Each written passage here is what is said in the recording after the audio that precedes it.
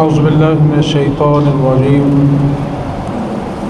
بسم اللہ الرحمن الرحیم والکاظمین الغیظ والعافین عن الناس صدق اللہ مولانا العظیم ان اللہ وملائکتہ یصلون علی النبی یا ایہا الذین آمنوا صلوا علیہ وسلموا تسلیما بلغ العلا بکمالہ کشف الدجی۔ اللہ تعالیٰ نے ایمان والوں کی نشانیاں بیان کرتے ہوئے اس آیت مقدسہ میں دو چیزوں کا ذکر کیا۔ والکاظمین الغیظ، وہ غصے کو پی جاتے ہیں، والعافین عن الناس، اور لوگوں کو معاف کر دیتے ہیں، واللہ یحب المحسنین، اور اللہ احسان کرنے والوں کو پسند فرماتا ہے۔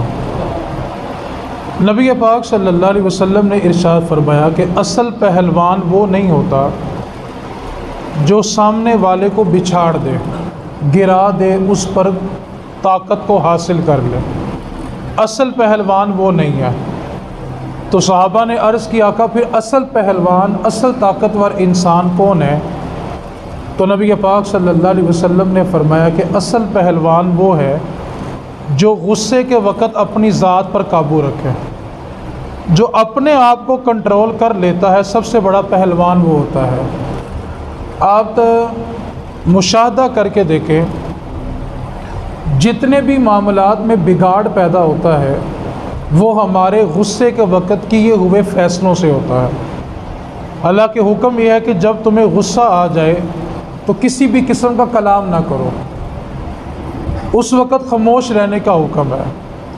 حضرت موسیٰ علیہ السلام نے اللہ کی بارگاہ میں عرض کی مالک و مولا، تیرا پسندیدہ بندہ کون سا ہے جس سے تو سب سے زیادہ پیار کرتا ہے؟ تو اللہ رب العزت نے ارشاد فرمایا، موسیٰ وہ بندہ جس کے پاس بدلہ لینے کی طاقت ہو، اس کے باوجود وہ سامنے والے کو معاف کر دے تو تیرا رب اس کو بڑا پسند کرتا ہے۔ ایک ہے برداشت کرنا اور ایک ہے صبر کرنا۔ صبر یہ ہوتا ہے کہ آپ کے پاس انتقام کی طاقت ہے، اس کے باوجود آپ نے سامنے والے کے رویے کو برداشت کر لیا، یہ صبر ہے۔ اب ایک بندے کے پاس طاقت ہی نہیں ہے تو اس کے پاس صرف برداشت کرنا ہی بچتا ہے۔ صبر یہ ہے کہ آپ کے پاس انتقام کی طاقت ہے، آپ اس سے بدلہ لے سکتے ہیں، لیکن آپ پھر اس کو معاف کر دیں تو یہ صبر ہے۔ اور اللہ نے فرمایا کہ اللہ صبر کرنے والوں کے ساتھ ہے۔ برداشت کا ذکر نہیں ہے یہاں پہ، جو صبر کر لیتا ہے میرا مالک اس کے ساتھ ہے۔ تو دوسری بات کو یاد رکھیں، اصل میں ہم کسی کو معاف کرنے کے لیے اس کے مرنے کا انتظار کرتے ہیں، اور اس کے مرنے کے بعد ہم اس کی چارپے کے قریب ایک جملہ کہہ رہے ہوتے ہیں کہ تو بولتا کیوں نہیں، اور جب وہ بول سکتا تھا تب اس کو بلاتے نہیں تھے۔ تو پہلا پیغام یہ ہے، آج ہم میلاد کا ایک رخ یہ منانے لگے ہیں کہ رسول رحمت صلی اللہ علیہ وسلم کی سیرت کو پڑھ کے دیکھتے ہیں کہ رسول کریم صلی اللہ علیہ وسلم نے کس طرح لوگوں کو معاف کیا۔ اور میلاد منانے کا ایک یہ بھی رنگ، ایک یہ بھی طریقہ ہو سکتا ہے۔ حاتم طائی کی بیٹی قیدی بن کے، جنگی قیدی ہو کے حضور کی بارگاہ میں آ گئی، اب حضور کے سامنے کھڑے ہو کے اپنے باپ کی سخاوت کو بیان کرنے لگے اور کہنے لگی کہ میرا باپ بہت بڑا سخی تھا، 7 دروازے تھے، اور ایک منگتا ایک سائل 7 دروازوں سے آتا تھا تو خیرات ملتی تھی۔ اب سخاوت کس کو سنا رہی ہے؟ حضور کو سنا رہی ہے، جو کائنات میں اللہ کی کرم سے سب سے بڑے سخی ہیں۔ اب حضور کو سنا رہی ہے کہ میرا والد بہت بڑا سخی تھا، 7 دروازوں سے سائل آتے اور 7 دروازوں سے ان کو خیرات دی جاتی۔ اب حضور مسکرا پڑے تو فرمایا، جا تجھے میں نے بغیر بدلے کے آزاد کیا۔ اب سخی کی بیٹی تھی نا، تو اگلا سوال کر بیٹھی کہ اگر آپ اتنے ہی بڑے سخی ہیں تو جو میرے ساتھ عورتیں اور قیدی ہیں ان کو بھی چھوڑ دیں۔ حضور نے مسکرا کے کہا، سب کو چھوڑا، سب کو رہا کیا، آزادی دے دی۔ جب حضور نے ان کو آزادی کا پروانہ دیا تو سب نے سر جھکا دیے اور کہنے لگی، حضور آپ نے تو آزاد کر دیا، لیکن اب کلمہ پڑھا کے اپنا غلام کر لیں۔ آپ سخی ہیں، میرا والد سخی نہیں تھا۔ اب نبی پاک صلی اللہ علیہ وسلم کی سیرت سے میں بہت سارے پہلو ایسے ملتے ہیں کہ بہت کٹھن مرحلے تھے، لیکن اس کے باوجود نبی پاک صلی اللہ علیہ وسلم نے جب ان کو معاف کیا تو اس کا نتیجہ کیا نکلا؟ حالانکہ حضور کے چچا اور نبی پاک صلی اللہ علیہ وسلم سب سے زیادہ پیار اپنے چچا حضرت امیر حمزہ سے کیا کرتے تھے۔ اب امیر حمزہ رضی اللہ تعالیٰ عنہ کے جو قاتل ہیں وحشی، یہ فتح مکہ کے موقع پہ مسلمان ہوئے، اور ہندا جنہوں نے امیر حمزہ رضی اللہ تعالیٰ عنہ کا گردہ اور دل یہ دانتوں کے ساتھ چبایا تھا لاش سے نکال کے، لیکن جب حضور کی مجلس میں آئے آ کر معافی مانگی تو حضور نے ان کو بھی معاف کیا۔ نبی پاک صلی اللہ علیہ وسلم ایک موقع ہے، ایک شخص ہے جس کا نام ہے حبار بن اسود۔ نبی پاک صلی اللہ علیہ وسلم کی جو سب سے بڑی صاحبزادی ہیں سیدہ زینب رضی اللہ تعالی عنہا، ہمیں صرف نبی پاک صلی اللہ علیہ وسلم کے نواسوں میں امام حسن اور حسین کا نام پتہ ہے، اور نواسیوں میں سیدہ زینب کا پتہ ہے، باقیوں کا ہمیں نام بھی نہیں پتہ۔ یہ تھوڑا سا ہمارے ساتھ ظلم ہے، اور اپنے ساتھ ہم خود ظلم کرتے ہیں۔ تھوڑی سی اس کی آواز کھولیے گا ذرا اسپیکر کی۔ اب سیدہ زینب رضی اللہ تعالی عنہا جو حضور کی بڑی صاحبزادی ہیں، غزوہ بدر کے بعد ان کے شوہر ابو العاص نے ان سے کہا کہ آپ ایسا کرو، مکہ چھوڑ کے مدینہ کی طرف چلی جاؤ، ہجرت کر کے چلی جاؤ۔ اب جب انہوں نے ہجرت کا ارادہ کیا تو مشرکین مکہ کو علم ہوا کہ سیدہ زینب رضی اللہ تعالی عنہا مکہ چھوڑ کے مدینہ کی طرف جا رہی ہے، تو مشرکین مکہ نے کہا کہ کسی بھی طریقے سے ان کا رستہ روکا جائے۔ تو حبار بن اسود نامی جو بندہ تھا، یہ آپ کا راستہ روکنے کے لیے نکلا، اور اس نے دور سے ایک نیزہ آپ کی اونٹنی کو مارا، اور وہ اونٹنی جب بل کھا کے گری تو سیدہ زینب جب اونٹنی سے نیچے تشریف لائی تو آپ کے شکم میں بچہ تھا، اور نیچے آنے کی وجہ سے اس بچے کا انتقال ہو گیا، اور سیدہ زینب رضی اللہ تعالی عنہا کو اس بچے کا اتنا صدمہ لگا کہ سیدہ زینب کا وصال بھی اسی صدمے کی وجہ سے ہوا۔ آپ تصور کریں، حضور کی صاحبزادی کا قاتل، حضور کے نواسے کا قاتل حبار بن اسود اتنا بڑا جانی دشمن ہے۔ نبی پاک صلی اللہ علیہ وسلم جب مکہ فتح کر لیتے ہیں، حضور اونٹنی پہ سوار ہے، تو حضور نے اعلان کیا جو اپنے گھر کا دروازہ بند کر لے گا اس پر حملہ نہیں کیا جائے گا، اور آج عام معافی کا اعلان ہے، اور جو جنگ کرنا چاہتا ہے وہ تیار ہو جائے، اور جو آج پناہ مانگے گا اس کو پناہ دے دی جائے گی، اس سے مقابلہ نہیں کیا جائے گا۔ تو بڑی کثیر تعداد میں لوگوں نے اپنے گھروں کے دروازے بند کر لیے۔ یہاں پر ایک بات کو تھوڑا سا توجہ کے ساتھ سمجھیں۔ ایک بات ہے حضور کی ذاتیات کی، کہ حضور کی ذات کا مسئلہ ہے، اور ایک ہے شان رسالت کا مسئلہ، ان دونوں میں فرق ہے۔ حضور نے جن دشمنوں کو معاف کیا وہ حضور کے ذاتی دشمن تھے۔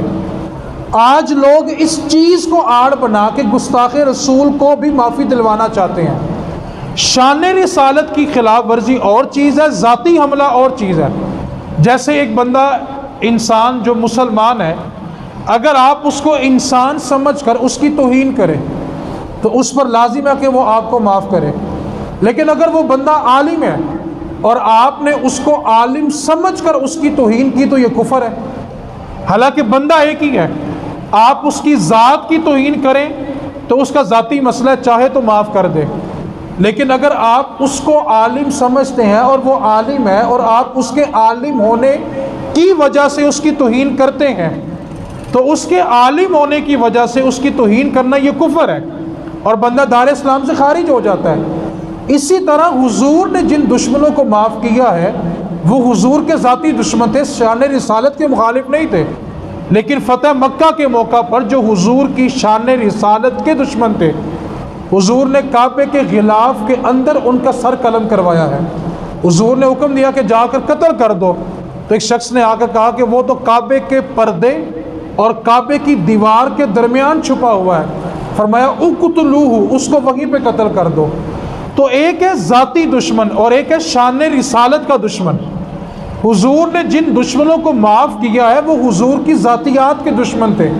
شان رسالت کا مجرم کبھی معاف نہیں ہوتا. اب نبی پاک صلی اللہ علیہ وسلم نے جب یہ اعلان کیا کہ آج جو معافی مانگے گا اس کو معاف کر دیا جائے گا، لوگوں نے گھروں کے دروازے بند کر دیے اور جنگ کرنے سے پرہیز کیا. اب حضور سارا دن بیٹھے رہے، جو بندہ آتا معافی مانگتا چلے جاتا، حضور اس کو معاف کر دیتے. کثیر تعداد میں فتح مکہ کے موقع پر لوگ مسلمان ہوئے. جب حضور کا کرم دیکھا کہ اتنے بڑے دشمنوں کو حضور نے معاف کیا تو ہاتھوں کو بڑھا بڑھا کے کلمہ پڑھنے لگے. اب جب رات کا اندھیرا چھا گیا تو ایک شخص اپنے چہرے پہ نقاب ڈالتا ہے اور حضور کی مجلس میں آتا ہے اور آ کر کہنے لگا، محمد صلی اللہ علیہ وسلم، صبح آپ نے اعلان کیا تھا کہ جو بھی معافی مانگے گا اس کو معافی مل جائے گی، لیکن آپ کا ایک بہت بڑا دشمن ہے، وہ آپ کے سامنے آنا چاہتا ہے، آپ سے معافی مانگنا چاہتا ہے، تو کیا آپ اس کو معاف کر دیں گے؟ بہت بڑا دشمن ہے آپ کا، اس نے آپ کو بڑی اذیت دی ہوئی ہے. تو نبی پاک صلی اللہ علیہ وسلم نے اپنے دل پہ ہاتھ رکھ کر فرمایا، حبار چہرے سے نقاب اتار دے، بیٹیاں بھولا تو نہیں کرتی، تو ہاتھ بڑھا کے کلمہ پڑھ، رب تیرے سارے گناہوں کی معاف فرما دے گا. یار حضور کی کرم نوازی دیکھیں، حضور کا جود دیکھیں، حضور کا کرم دیکھیں کہ اتنا بڑا دشمن صاحبزادی کا قاتل ہے، نواسے کا قاتل ہے، لیکن حضور کیا کہہ رہے ہیں؟ تو ہاتھ بڑھا کے کلمہ تو پڑھ. لیکن ہم سامنے والے کو معاف کرنے کے لیے اس کے مرنے کا انتظار کرتے ہیں. زید بن ثنا ایک بہت بڑا عالم تھا یہودیوں کا. یہ نبی پاک صلی اللہ علیہ وسلم کے اکثر امتحان لیتا تھا. ایک موقع ایسا کہ حضور کے پاس بیٹھا ہوا ہے اور ایک شخص صحابی رسول ہے، ایک قبیلے سے ایک دیہات سے آتے ہیں اور آ کر عرض کرتے ہیں، اللہ کے محبوب، ہمارے علاقے میں قحط سالی ہو گئی ہے اور جانور اور انسان بھوک سے مرنے لگے ہیں، تو آپ کوئی امداد کریں، کیونکہ اس بستی میں لوگ نئے نئے مسلمان ہوئے ہیں اور اگر ان کی امداد نہ کی گئی تو اس بات کا خدشہ ہے کہیں لوگ اسلام کو نہ چھوڑ دیں، تو مہربانی کریں آپ مدینے سے کوئی امداد بھیجیں تاکہ لوگ دین اسلام پر قائم رہیں. اب یہ زید بن ثنا جو یہودیوں کا بہت بڑا عالم ہے، تورات جو کتاب ہے اس کا عالم ہے، یہ موجود تھا. اس نے کہا کہ میں آپ کو ادار کھجوریں دینے کے لیے تیار ہوں. نبی پاک صلی اللہ علیہ وسلم نے کہا کہ تم اس کو 200 کلو 5 من کھجوریں ادار دے دو اور فلاں طریق کو یہ قرض میں محمد تمہیں واپس کر دوں گا. اب یہ جو یہودیوں کا عالم زید بن ثنا تھا، اس نے 200 کلو کھجور اس صحابی رسول کو دے دی جو اپنے قبیلے سے امداد لینے کے لیے آئے تھے، اور ایک طریق طے پا گئے کہ اس طریق کو یہ قرض واپس کیا جائے گا. اب جو طریق مقرر ہوئی تھی، یہ اس طریق سے کچھ دن پہلے حضور کی مجلس میں آیا اور سخت رویے کے ساتھ بولنے لگا اور کہنے لگا مجھے میرا قرض چاہیے. تو نبی پاک صلی اللہ علیہ وسلم نے اس سے فرمایا کہ تمہارا ہمارا معاہدہ طے پا چکا ہے کہ فلاں طریق کو میں قرض تمہیں لوٹا دوں گا، تو ابھی اس طریق میں دن باقی ہیں. اس نے کہا کہ مجھے قرض چاہیے تو آج چاہیے، اور آج چاہیے تو ابھی چاہیے. ذرا رویہ اور تلخ ہوا تو اس نے اپنا ہاتھ بڑھا کے حضور کی چادر کو اتنی سختی سے کھینچا کہ چادر حضور کے گلے پہ پھرتی ہوئی زمین پہ آ گئی. صحابہ کھڑے ہوئے اس سے بدلہ لینے لگے تو حضور نے روک دیا اور کہا صحابہ اس سے بدلہ نہیں لینا، بلکہ جس چیز کا یہ مطالبہ کرتا ہے اس کو وہ چیز دی جائے. اور جناب عمر فاروق رضی اللہ تعالی عنہ کو حضور نے حکم دیا کہ عمر اس زید کو لے جاؤ، فلاں صحابی کے پاس جاؤ اور جا کر میرا پیغام دو اور کہہ دو کہ 200 کلو کھجوریں اس کو دے دو. اور عمر جب اس کو 200 کلو کھجوریں دے دو تو اس کو 60 کلو کھجوریں میری طرف سے تحفہ بھی دے دینا. اب اس کا رویہ دیکھیں، تلخ رویہ ہے، چادر کو کھینچا، تلخ رویہ، زبان تلخ ہے، ترش رویے کے ساتھ گفتگو کی.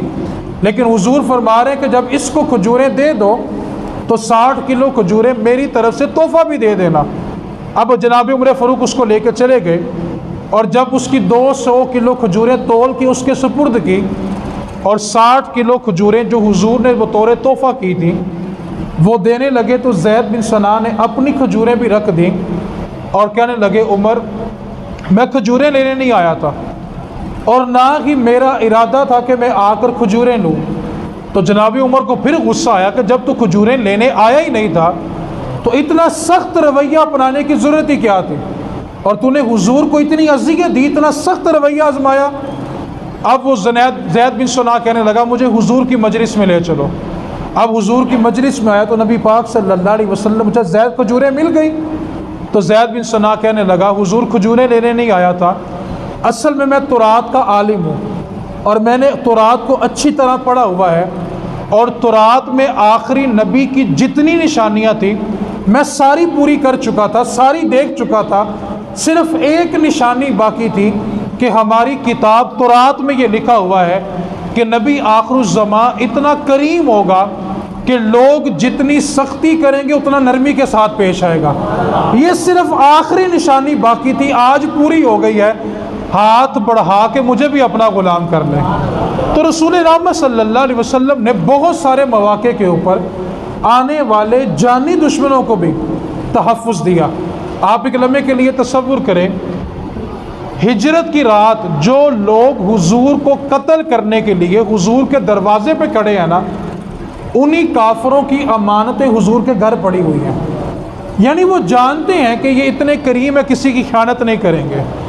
تو نبی پاک صلی اللہ علیہ وسلم نے ہمیں جو تعلیمات دی اس میں ایک پیغام یہ ہے کہ آپ سامنے والے کو معاف کریں، لیکن ہمارا ایک انداز ہے، ہم سامنے والے کو معاف کرنے کے لیے اس کے مرنے کا انتظار کرتے ہیں۔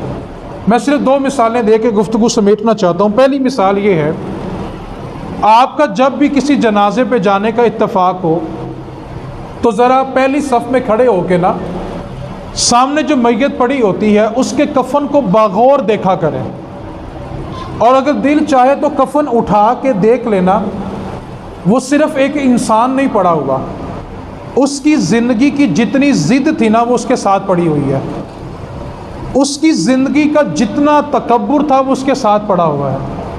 وہ جو ساری زندگی کہتا تھا میں کیوں اس کے دروازے پہ جاؤں، میں اس کو کیوں بلاؤں، وہ سارا کچھ ساتھ لے کے چلا گیا، اور تب اس سے ناراض ہونے والے اس کے جنازے پہ کھڑے ہو کے کہہ رہے ہوتے ہیں یار تو ایک بار بات تو کر، جب وہ کر سکتا تھا تب کرتے کیوں نہیں تھے؟ ہم سامنے والے کو معاف کرنے کے لیے اس کے مرنے کا انتظار کرتے ہیں۔ مہربانی کریں دوسروں کو اپنی زندگی میں معاف کرنا سیکھیں۔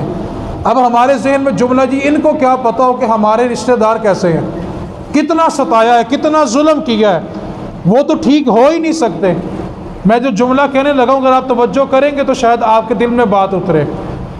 جتنے اب آپ تشریف فرمائیں مجھے آپ بتائیں، آپ کے جتنے بھی دشمن ہوں، آپ کسی ایک کے بارے میں بھی یہ تصور کر سکتے ہیں، سوچ سکتے ہیں، دل چاہتا ہے کہ وہ آپ کی آنکھوں کے سامنے کٹ کے جہنم میں گر جائے؟ کوئی چاہتا ہے؟ جس سے آپ ناراض ہیں اس کے جہنم میں جانے کا انتظار کر رہے ہیں آپ؟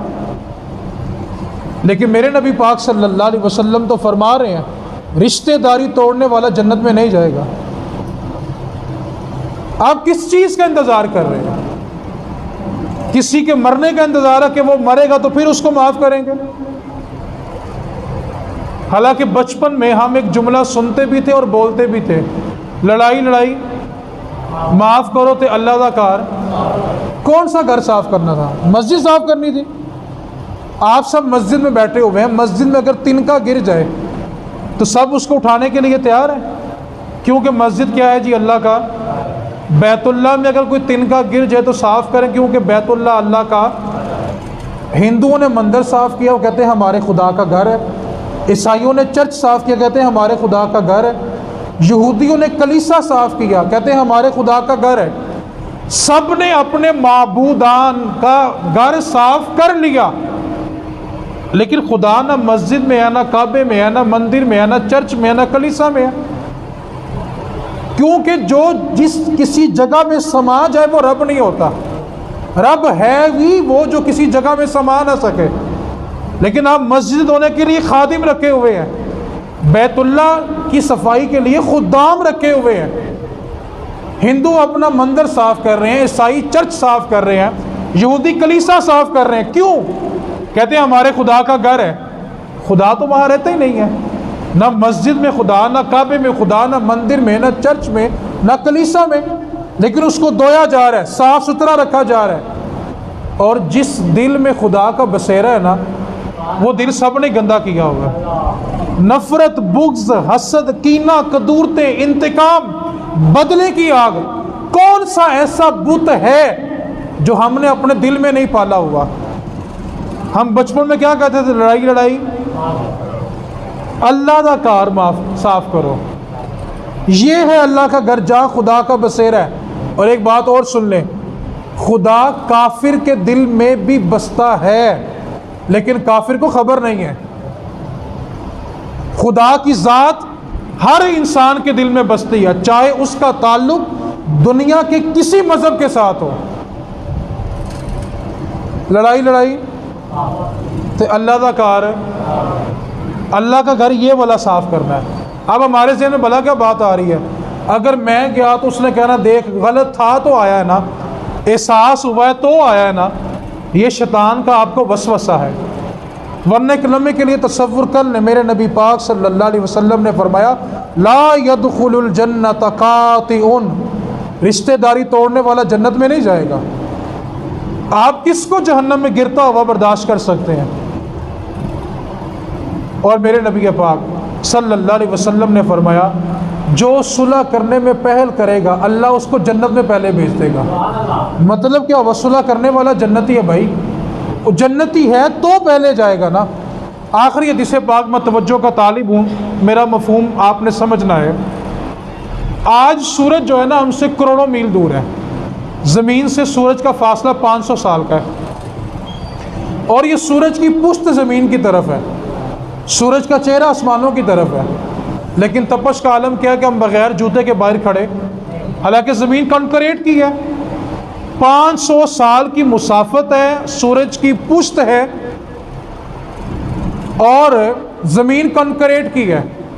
ہم بغیر جوتے کے جون جولائی میں وہاں پہ کھڑے نہیں ہو سکتے، لیکن قیامت کا منظر تو دیکھیں۔ میرے نبی پاک صلی اللہ علیہ وسلم نے فرمایا قیامت والے دن سورج صرف 1.25 نیزے پہ ہوگا، اور نیزہ 9 فٹ کا ہوتا تھا، یعنی 12 فٹ جتنی آپ کی دیوار اونچی ہے نا، سورج اتنا اونچا ہوگا، اور سورج کا رخ انسانوں کی طرف ہوگا۔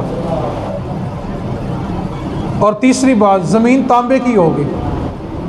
آج کنکریٹ کی زمین ہم اس پر کھڑے، اور تانبے کی زمین اور سورج 1.25 نیزے پہ، اس کا رخ انسانوں کی طرف ہو، اور حضور میں انسان اپنے پسینے میں ڈوب رہا ہوگا۔